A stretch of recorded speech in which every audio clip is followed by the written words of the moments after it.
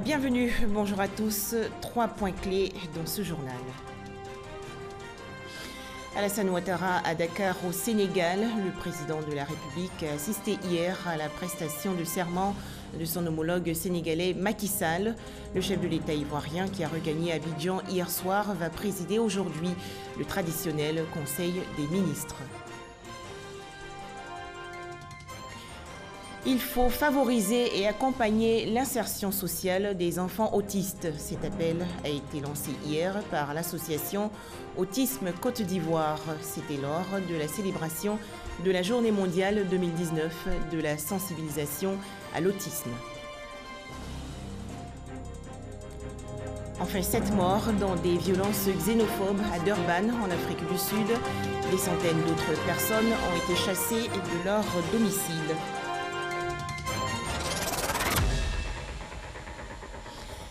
Je vous l'annonçais dans les titres, un conseil des ministres se tient aujourd'hui au palais présidentiel dans la commune du Plateau. Réunion gouvernementale en présence du président de la République, Alassane Ouattara, qui a regagné hier soir le district d'Abidjan après avoir pris part à la cérémonie d'investiture de son homologue sénégalais Macky Sall.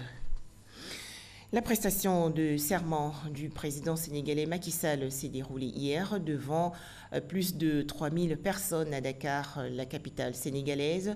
Plusieurs chefs d'État africains, dont le président de la République Alassane Ouattara, ont pris part à cette cérémonie. Rappelons que le président sénégalais Macky Sall a été réélu en février dernier avec 58,27% des suffrages. Revenons, si vous le voulez bien, sur la rentrée 2019 des parlementaires ivoiriens. Session ordinaire présidée le 1er avril dernier par le chef de l'État.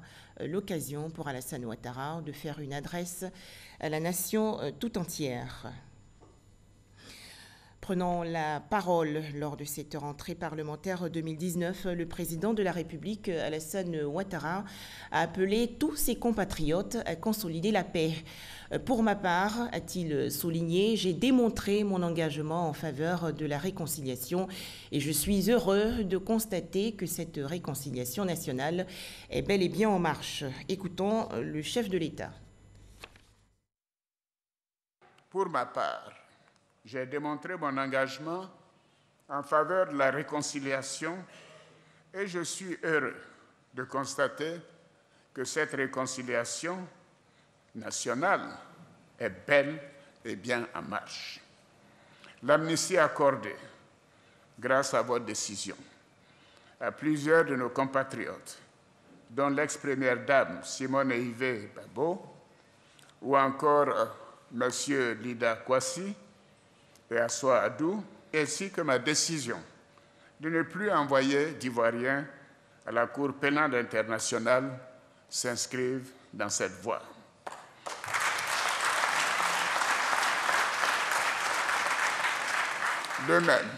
De même, je me félicite des décisions prises auparavant par la justice qui ont permis la mise en liberté de nombreux de nos compatriotes poursuivis ou condamnés pour des infractions en lien avec la crise post-électorale de 2010 ou des infractions contre la sûreté de l'État commises après le 21 mai 2011, date de mon investiture officielle.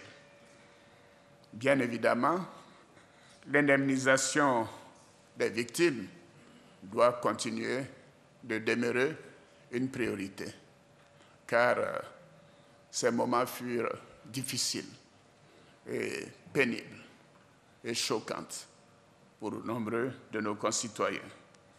Donc l'indemnisation en cours des victimes des différentes crises que notre pays a traversées s'inscrit dans la même perspective de réconciliation et du pardon. Oui, s'il n'y a pas indemnisation des victimes, il ne peut pas y avoir de réconciliation. L'État continuera d'apporter le réconfort et la solidarité de la nation aux victimes et à leurs familles. Et dans ce cadre, des mesures additionnelles ont été prises au plan matériel et financier en vue de soutenir davantage les victimes de la crise post-électorale. Toutes les victimes, sans exception. Honorables députés, mes chers compatriotes, au moment où la Côte d'Ivoire s'apprête à aborder un nouveau cycle par l'élection présidentielle de 2020, je souhaite vivement l'union de tous pour faire face dans la confiance et la sérénité à cette importante échéance. Je suis convaincu, et je le répète, que tout se passera bien, dans une bonne ambiance, comme cela a été en 2015. Donc, je dirais aux uns aux autres d'arrêter de se faire peur. Oui, parce que la Côte d'Ivoire est en paix, elle demeurera en paix, elle fera des élections démocratiques en 2020 et elle continuera son chemin dans le progrès et l'évolution moderne de la société. Je voudrais en appeler à l'union de tous autour des valeurs de paix, de dialogue et de fraternité, si chères au père de la nation ivoirienne, le président Félix Houphouët-Boigny. Nous devons mettre l'intérêt de notre chère Côte d'Ivoire au-dessus de nos intérêts individuels. Pour ma part, je continuerai de maintenir le cap du développement de notre pays et du bien-être de nos concitoyens. Je sais pouvoir compter sur le soutien des honorables élus que vous êtes.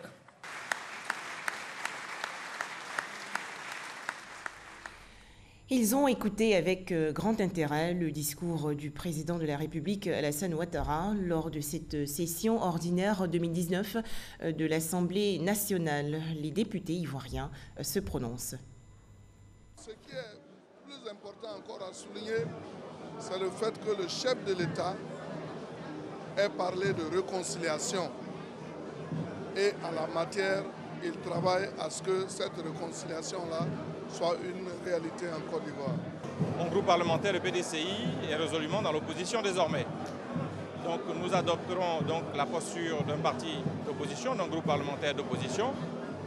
Mais nous tendons la main également au nouveau président de l'Assemblée nationale. Et nous jouerons notre rôle sans animosité dans l'intérêt de la Côte d'Ivoire.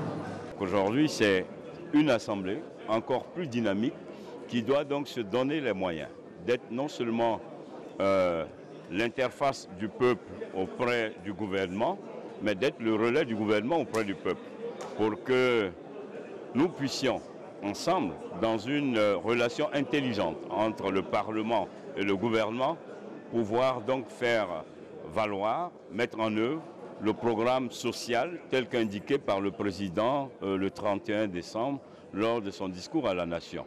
Le président a encore démontré une fois de plus que la Côte d'Ivoire est sur la voie de la réconciliation de la paix à travers la prise de sa loi d'amnistie qui a libéré Mme Simone Gbagbo 800 prisonniers et en plus de cela, la loi d'indemnisation des victimes dont j'étais porteur de ces deux lois à l'Assemblée. Donc je suis tout heureux que le président aujourd'hui vienne dans cet hémicycle démontrer une fois de plus qu'il ferait en sorte que l'indemnisation des victimes soit une réalité dans les deux camps. Il faut que cette loi organique au niveau des députés d'abord soit vraiment promulguée. Que nous soyons vraiment...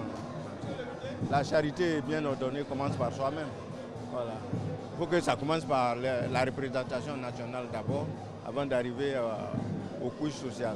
Nous avons l'habitude de travailler intensément dans ce Parlement, mais cette fois-ci, avec la vision nouvelle du nouveau président de l'Assemblée, nous pensons que les députés vont travailler davantage. Il ne doit pas y avoir de dichotomie dans l'action gouvernementale et l'action du Parlement. Nous devons accompagner le gouvernement à continuer d'asseoir une politique de développement, de rassemblement, de paix et de l'unité nationale. Je pense que cette nouvelle session devait être pour nous un nouveau départ. Un départ pour aller vers nos parents, leur parler de paix et de rassemblement. Le chef de l'État a pensé quand même à la situation sociale des députés. Vous avez vu que cette partie du message a été bien applaudie. Mais au-delà de tout cela, c'est l'appui que le chef de l'État et l'exécutif veulent accorder à ce que le législatif va faire. Nous avons pas mal de lois que nous devons voter et nous avions besoin d'être rassurés. Je crois qu'en la matière, nous avons été rassurés par le message du chef de l'État. Nous continuerons de faire ce que nous faisons depuis 2017, faire passer en priorité les aspirations légitimes de nos populations, remonter leurs préoccupations et contrôler le gouvernement. À présent, les activités du Premier ministre ivoirien Amadou Gon Coulibaly a reçu hier en audience l'ancien chef du gouvernement britannique. Tony Blair a salué les performances économiques de la Côte d'Ivoire. On en parle avec Herman Guivet. L'ex-premier ministre britannique Tony Blair a la primature pour une audience avec le chef du gouvernement Amadou Gon Coulibaly. Chaude poignée de main entre les deux hommes. Ils s'étaient rencontrés le 13 janvier 2017, puis le 23 janvier 2018, en marge du Forum économique international de Davos. Durant leur rencontre à Davos, le Premier ministre Amadou Gon Coulibaly a sollicité l'appui de Tony Blair Institute pour la mise en œuvre de projets structurants pour l'économie ivoirienne. Le groupe fait du développement de la transformation de l'anacarde et du développement de l'industrie textile et de l'habillement un de ses axes stratégiques. Une lettre d'intention définissant le cadre de coopération entre l'État de Côte d'Ivoire et Tony Blair Institute a été signée le 31 mai 2018 lors d'une visite qu'il effectuait à Abidjan. L'ancien Premier ministre britannique Tony Blair se réjouit des performances économiques réalisées par la Côte d'Ivoire ces dernières années. J'ai une équipe ici qui travaille avec le gouvernement dans le domaine de l'industrie et comment on peut accélérer le progrès du pays. Et je veux vous remercier, Monsieur le Premier ministre, pour votre accueil ici, pour le partenariat entre mon institut et votre équipe ici. Et comme je viens de dire, je suis très heureux d'être ici parce que je crois que la Côte d'Ivoire, c'est un pays très important pour la région, pour tout le continent d'Afrique. Et je peux voir le progrès. Et c'est vraiment pour moi une chose très heureuse de voir comment un pays peut se développer. On a eu les temps difficiles au passé, mais maintenant on peut se sentir le progrès du pays. Et pour ça, je suis très content. L'appui technique de Tony Blair Institute a démarré de manière effective le 4 janvier 2019 à la signature de contrats entre l'institution et le Conseil Coton Anacarde représentant l'État de Côte d'Ivoire.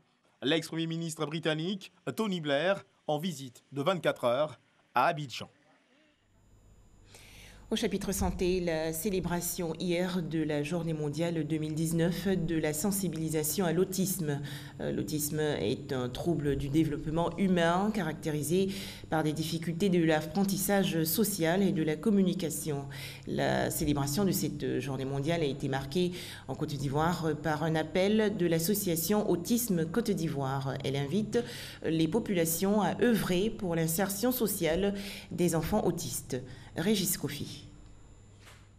Connaître et comprendre l'autisme et donner des pistes de prise en charge en Côte d'Ivoire, c'est l'objectif de cette journée qui se résume en ce thème choisi cette année, mettre une lumière pour mieux voir l'autisme. Les manifestations de ces troubles sont souvent mal comprises et mal vécues par les familles. Cette perception négative est renforcée par les représentations culturelles ou traditionnelles du handicap et les pratiques qui en découlent.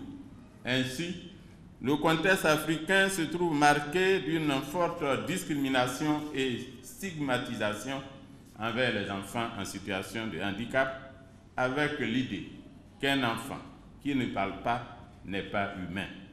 L'autisme est un trouble sévère et précoce du développement de l'enfant.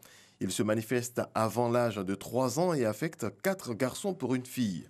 En Côte d'Ivoire, les parents de ces enfants constitués en association souhaitent que des structures soient mises en place pour la prise en charge de leurs enfants. Nous faudrait nous faire entendre afin que nos gouvernants puissent trouver une solution pour nos enfants, afin qu'ils puissent avoir la possibilité d'être scolarisés comme les autres enfants. Le centre Marguerite Tebonlé est le premier centre public spécialisé dans la prise en charge de l'autisme situé au sein de l'Institut national de la santé publique à Adjamé. 140 enfants y sont traités. On a une équipe pluridisciplinaire et on essaie d'apporter du soin, d'apporter de la pédagogie, c'est-à-dire de leur apprendre les rudiments des apprentissages scolaires, de leur montrer les habiletés sociales, comment faire pour être dans la société. Et je pense que depuis qu'on a ouvert, on commence à avoir des résultats intéressants avec les enfants. L'autisme touche une personne sur environ 150. À ce jour, il n'existe pas de traitement capable de guérir ce trouble du développement. Ce projet sanitaire va mobiliser les partenaires pour élargir l'accès et l'utilisation des services de planification familiale de qualité. Amplify PF est financé par l'Agence des États-Unis pour le développement international. Il a été lancé récemment à l'hôpital général de Port-Bouilly. Théodore Zouzou et Franck Quadio. En Côte d'Ivoire, sur 100 000 naissances vivantes, il y a 614 décès maternels, selon une étude DDS en 2012. Une situation qui préoccupe.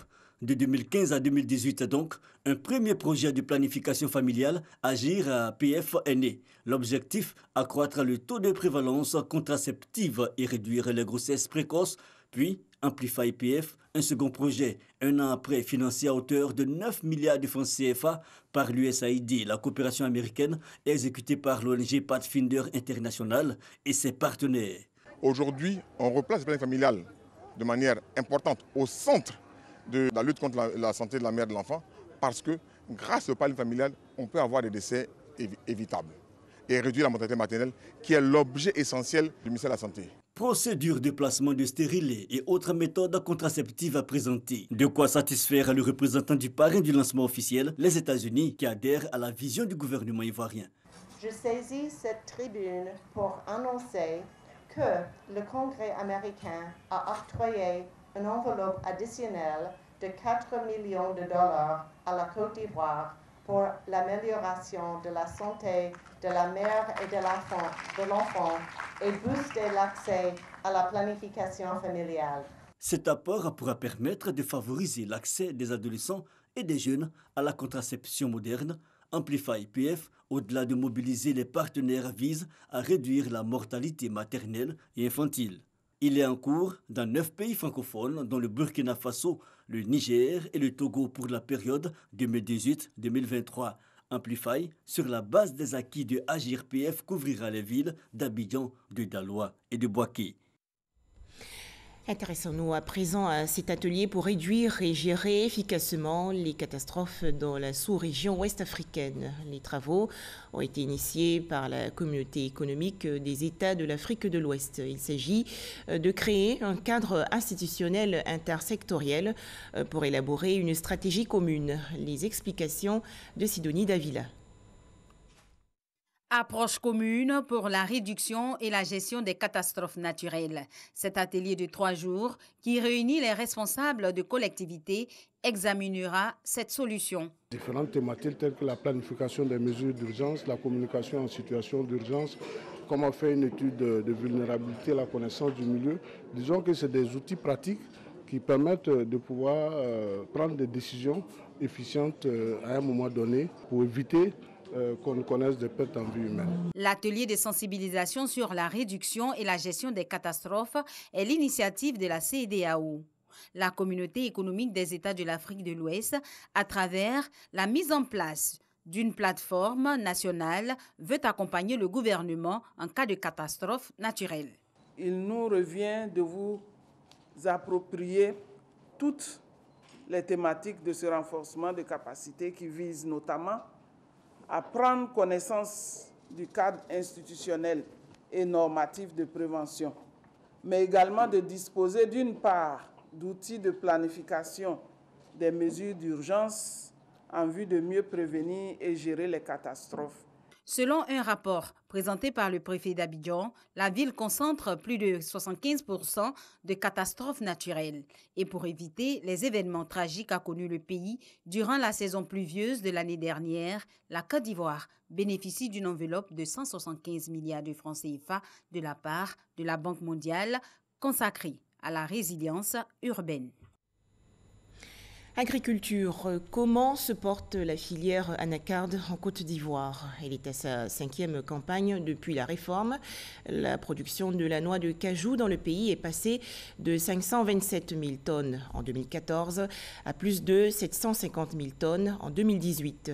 On en parle avec Noël Niagno Sakalou. Le cajou, aujourd'hui, 3e produit d'exportation de la Côte d'Ivoire. Hier, spéculation marginale avec des producteurs qui se disaient abandonnés. Nous, on vit ça très mal pendant plusieurs années. Parce que l'État ivoirien, il n'a pas considérer les anacards en Côte d'Ivoire. Nous, les producteurs d'anacards en Côte d'Ivoire, on est abandonnés. Ça, c'était hier. Désormais, l'État a pris les choses en main. La référence du regain d'intérêt économique du cajou, la réforme de 2013 et la survenue d'une institution, le Conseil coton anacarde, avec des objectifs clairement affichés. Nous faisons une réforme principalement pour prendre en compte les préoccupations du producteur, qui est celui-là même qui est le créateur de la richesse. Et en deuxième chose, nous savons que pour une filière, pour qu'elle soit viable, il faut que chacun y trouve son compte. Mars 2014, la première campagne. Le jeune Dongo Kwakukra du village de Méré, situé à 9 km de Bandoukou, que nous avions rencontré en 2014, est satisfait. Le prix d'acajou est monté jusqu'à 400 francs. Et j'avais fait 5 tonnes. Et cet argent que j'ai pu construire ma maison. Il lancera ainsi pour les campagnes 2015, 2016, 2017. Le jeune Dongo Kwaku fait ses comptes. Ça va. J'ai fait un bâtiment de 4 pièces salon. Effectivement, c'est grâce à l'anacarde que j'ai pu le faire. Je suis en train de construire un bâtiment de 4 pièces. Tableau identique pour l'ensemble des populations du Nord, Nord-Est, Nord-Ouest et Centre. Il y a eu un changement. Avant, à 110 francs au kilogramme, et puis maintenant à 400, à 500, les habitudes ont changé. Vous voyez, il y a de très belles maisons maintenant. Les gens sont véhiculés, les gens ont des motos, alors que par le passé, c'était des vélos. Donc aujourd'hui, il y a quand même une amélioration. À tout cela, associant la création d'emplois saisonniers. Au mois d'avril, c'est le temps des pluies. Le produit quittant le champ, venant vers ici, déjà humide, nous devons quand même le traiter un peu. Il faut le mettre sur la bâche. Alors, ce faire, il faut quand même un minimum de personnel. Alors, nous engageons les femmes. Au moins 20 femmes pour des tris d'au moins 15 à 20 tonnes. Maintenant, les jeunes gens qui viennent et qui font la mise à sac, qui coudent et qui passent à la charge des véhicules. Aussi, c'est encore du boulot. À l'origine de cet état de fait est l'encadrement tout azimut du producteur dans les régions de production, comme ici à Bandoukou. Encadrer les producteurs afin que ceux-ci puissent faire de la bonne productivité et de la bonne qualité. Et même leur permettre de faire une bonne commercialisation. C'est ce qu'on appelait les ventes groupées. C'est-à-dire qu'on dit dans un village, à telle date, comme à Fletcher-Dourou, c'est le marché, tout le monde vient avec son produit et la concurrence aidant, ça permet aux producteurs de vendre à un meilleur prix. Il y a un encadrement dédié spécialement à l'anacarde. Les acquis, entre autres, l'amélioration de la productivité. Avant, le champ était serré. Je peux avoir au moins 2 tonnes, 3 tonnes. Mais quand je suis allé à Korogo pour aller faire les informations au niveau de la CMRA, quand je suis venu, des fois, je peux faire 5 tonnes 500. De 527 000 tonnes en 2014, la production est aujourd'hui de plus de 750 000 tonnes, faisant ainsi la Côte d'Ivoire le premier pays producteur de cajou au monde et premier exportateur de noix brutes. Dans la même veine, le prix FOB a connu une évolution sensible de 420 francs CFA en 2014, 595 en 2015, il est de 730 francs en 2016, à la grande satisfaction des producteurs. Seulement voilà, la volatilité des prix est venue obscurcir l'horizon des producteurs pour les campagnes 2018 et 2019. Avec les prix borchants actuellement, on n'arrive même plus à envoyer les produits sur Abidjan. L'année passée, c'était à 500 et ils ont payé jusqu'à 625, 800. Mais cette année, à 375, vraiment, ça nous a beaucoup découragés. L'État doit avoir, si c'est pour diminuer les taxes, pour que les exportateurs puissent concurrencer avec ceux du Ghana. Ça, moi, je pense. Vous avez dit trop de taxes? Sur la question, le Conseil coton anacarde explique. Nous avons donc 2 types de prélèvements. Le premier prélèvement, ce sont les contributions aux cotisations volontaires obligatoires. Il s'agit de discuter avec les acteurs de la filière, tous les maillons qui sont dans la commercialisation. Une fois qu'on s'est mis d'accord sur leur coût de structure, leur coût de charge, une fois qu'on s'est mis d'accord sur ce qu'il faut donner il y a à la structure de régulation pour fonctionner, c'est qu'il faut prélever pour financer le conseil agricole et la structuration du milieu des OPA. Lorsque nous avons discuté avec les acteurs et que nous avons stabilisé tout ça, nous appelons tout ça contribution volontaire obligatoire. Les autres prélèvements relèvent de l'État. Il y a le droit unique de sortie et la taxe d'enregistrement. Une chose est sûre, la volatilité des prix sur le marché mondial reste la principale cause de la crise dans la filière. Et une remontée des cours est prévue. Les principaux clients, vous savez que c'est les Vietnamiens. Les Vietnamiens disent « nous n'irons pas sur le marché avant fin mars ». Vous comprenez? Donc du coup, les premiers achats que les exportateurs ont faits ne sont pas encore exportés, mais je pense que c'est une question de temps et le marché va être redynamisé. Vivement que les cours reprennent l'ascenseur pour le bonheur des producteurs de cette spéculation, désormais vitale pour les zones nord, nord-est, nord-ouest et centre de la Côte d'Ivoire. Autre actualité, le professeur Nguessan Barthélemy Kotchi sera inhumé le 27 avril prochain à Grand Maurier, dans la région sud du pays. Mais avant, un dernier hommage a été rendu à l'ancien président et membre fondateur de l'Académie des sciences, des arts et des cultures d'Afrique, décédé le 19 janvier dernier à Abidjan. Serge Collier.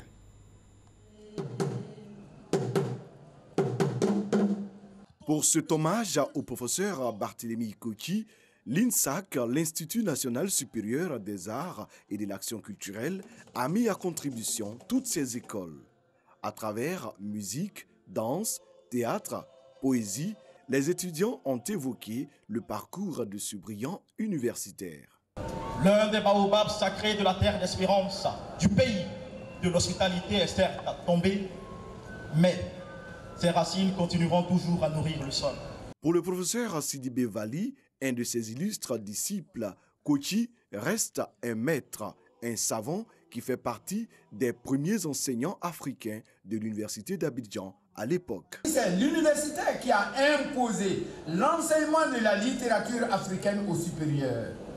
Kotchi a imposé aussi et introduit dans l'enseignement en Côte d'Ivoire l'histoire de l'art, l'enseignement du cinéma, du théâtre et de tout ce qu'on appelle les arts vivants. Le ministre de la Culture et de la Francophonie, également ancien étudiant de Barthélemy Kotchi, a rendu un hommage à son professeur.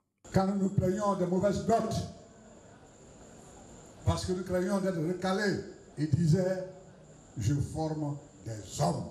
Et c'est plus tard que j'ai compris que Kotchi a fait mieux que de former des licenciés, des maîtrisards. Il a formé des hommes et je suis heureux d'en faire partie. Membre fondateur de l'ASCAD, l'Académie des sciences, des arts, des cultures d'Afrique et des diasporas africaines en 2008, le professeur Barthélemy Kotchi a vécu 85 ans. Pour célébrer la mémoire, direction Yamoussoukro, dans la région centre du pays. L'Institut national polytechnique Houphouët-Boigny va bientôt créer un master professionnel en transport et aménagement urbain.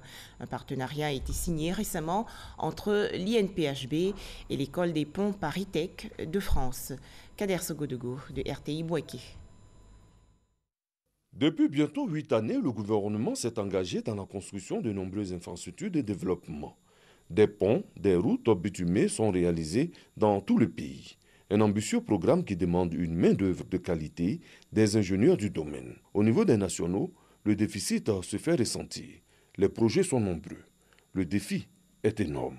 La Banque mondiale, séduite par les performances de l'Institut national polytechnique Félix Houphouët-Boigny, décide donc de soutenir son projet de master professionnel en transport et aménagement urbain.